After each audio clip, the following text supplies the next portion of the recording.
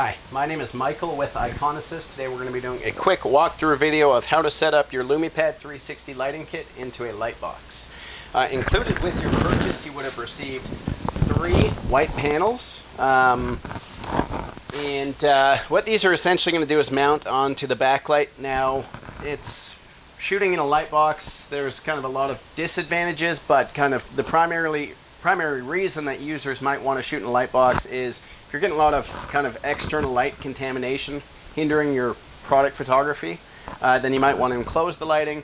The second thing, sometimes you'll see a problem with highly reflective items, for instance jewelry or shiny metal objects. If there is external light, this can sometimes, and or really anything in the surrounding area, these can reflect up the product. So sometimes users will want to shoot in an enclosed lighting space. So that's why we provide you these panels, and the setup is very straightforward. Along with the panels, you would have got 6 Velcro pieces, just circle about 1/2 inch pieces. And essentially what these are going to do, let me just peel these off here, is I'm going to just place them together as is. And I will take one of my panels, and I'm going to connect it just to the sidewall right here. And I'm going to connect it right on the sidewall. We do have our dimmer knob obviously on, and let me maybe turn this off. It might be a bit bright for you to see. There's a dimmer knob here. If you wanted to, you could cut out kind of this bottom part. But what I'm going to do is just set this panel just a little bit forward so that dimmer knob will not be affected. So I just place it in the side here and place the Velcro strip, and then push to connect the panel, and we're going to see that is held pretty sturdily on the side.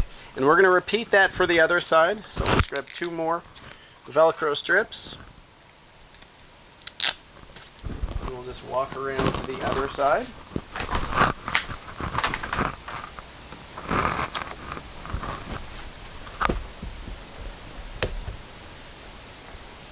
Place the Velcro strip on the side panel of the backlight panel.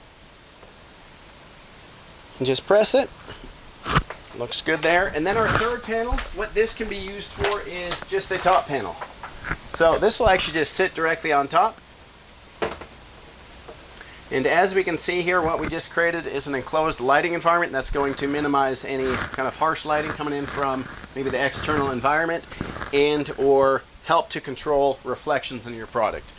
So if you are shooting, for instance, 360 product photography, your turntable will just sit in the center of the box here.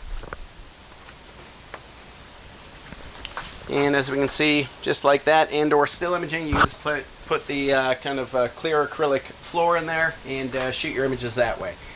Now we will move on just to communicate differences shooting with and without this light box setup, just to kind of help you communicate, or help us communicate maybe when you will require to work with the light box setup.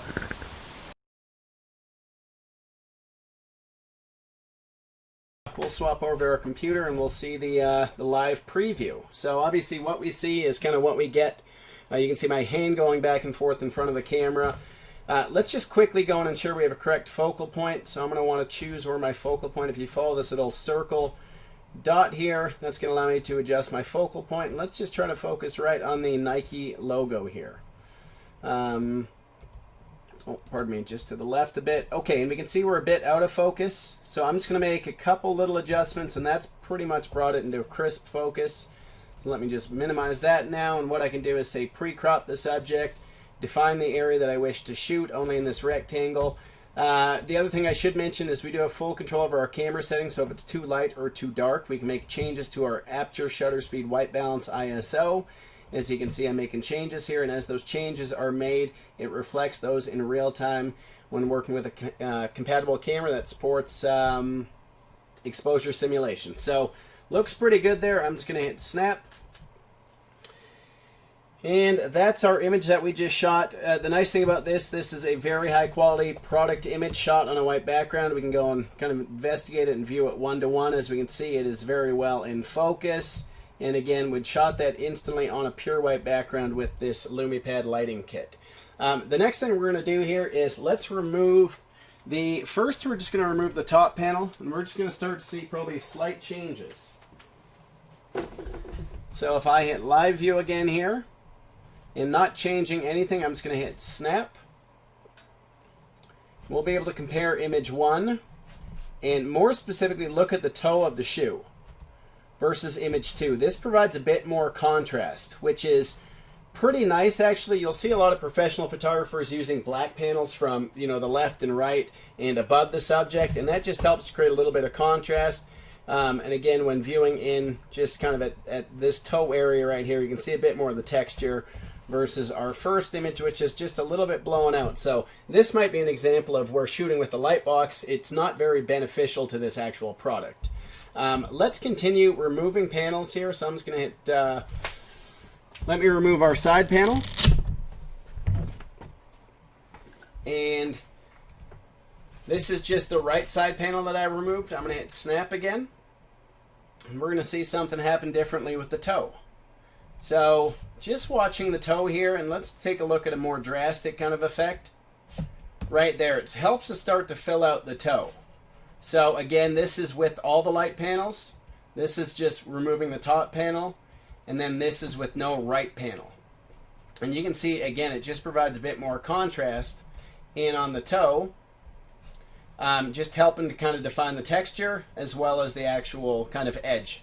So, and I think we're going to notice if we hit, and we are starting to get a little bit darker on the subject here, slightly, looks maybe just a bit darker, and we can start to counteract for that because obviously light is being removed from the subject. It's not being constrained inside anymore. So let me take off all panels, and we're going to take one more picture here. And that's our third image. Now, specifically, I want you to look at this heel. Again, we just removed the left panel. So if we take a look at that, whereas the white panel is bouncing a lot of light off the back, light onto the side here, versus when removing the right side. So in this case, I'd say it's pretty beneficial not to shoot with the light kind of the light box setup. Remove the panels, or don't even put on the panels, and you're going to get some great results. Again, if we thought that was a little bit dark here in this case, we could open up our shutter speed one stop. Let's hit snap again, and we'll take a look, and that would probably be our usable image. Very high quality result, pure white background captured in seconds. All right, so for our next example, I found a reflective item. There's a pair of pliers, and usually what we would see, if I'm shooting this straight on, we're not really going to worry about the light box, but I'm going to turn this sideways just to kind of communicate for you and kind of better communicate what these, kind of what the light box can do and where it can help. I think overall we're going to find that probably less than 3 to 5% of products will actually require the light box setup, but again, it's a nice to have, because it can provide benefits in some shooting situations. So, all right, so this is obviously it's set up. We've removed all the walls or the 2 walls in the top panel. So this is just shooting as is. Let me go ahead and recrop my subject. I'm also going to go ahead and, because we just placed a new object, I just want to ensure that our focal point is correct. All right, it's looking pretty good. And just note, you're probably seeing this object shaking. I'm working on a pretty shaky table right now. So anyway, so let's go ahead and shoot this image, and we're going to see the result that we get. All right, so a pretty good result there, shot on a white background. We can go ahead and view that 1-to-1, and looks like we're doing a pretty good job. One thing that actually might be a little bit overexposed, so probably what I can do here is, let me just put it to 1/8 of a shutter. Just this way we can compare kind of apples to apples. And then looking at that one up close, very good quality image, captured really in just seconds. All right, so let's start adding panels. We're going to go through kind of the same sequence, adding the left, the right, and then the top panel.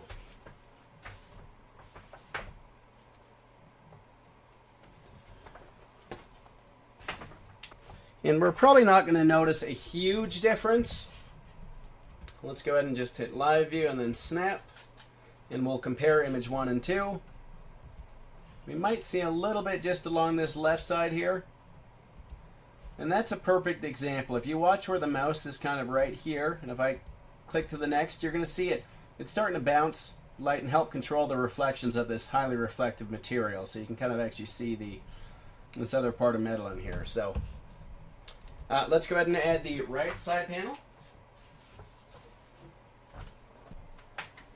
Okay, and we're going to snap another picture. And this one we should probably see a bit more drastic of a difference.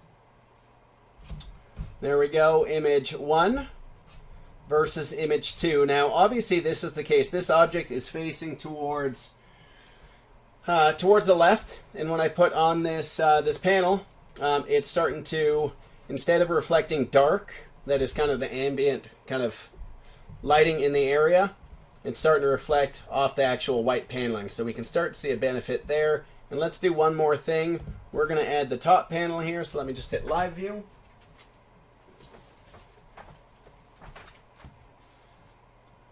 And we'll place that top panel, and let's shoot one more. There we go, and you might notice a little bit of difference on the top. One thing that we can see here that I notice, first and foremost, again, a very good quality image, really consistent with the actual reflections. Viewing one-to-one, we could use this all day in our web and or catalog requirements. But the one thing that I'm seeing here is we're getting a little bit blown out up top here. And that's because we added all the panels back on, and it's actually kind of containing the light more, obviously. So what I'd probably want to do is just adjust my shutter speed, probably a stop. I'm going from 1/8 to 1/10 of a second.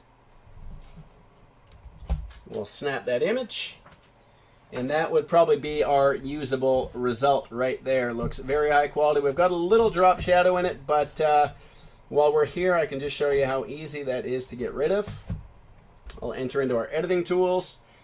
And we've got a bunch of different background removal tools. I'm just going to select my magic wand tool and just increase my threshold a tad and inspect my image, and we can see we're doing a very good cutout here. All right, and I'll just hit apply, and we're going to see it takes it from that white background onto a transparent background. One area that I didn't get was just right here. I could do another click, or else I could have selected unconstrained selection. That would have removed that part there. But there we have our product image on our transparent background. Again, a very high quality result. Again, with our lighting is critical for product photography, as I'm sure most of you know. Our LumiPad lighting kits do a very good job, as we've demonstrated today.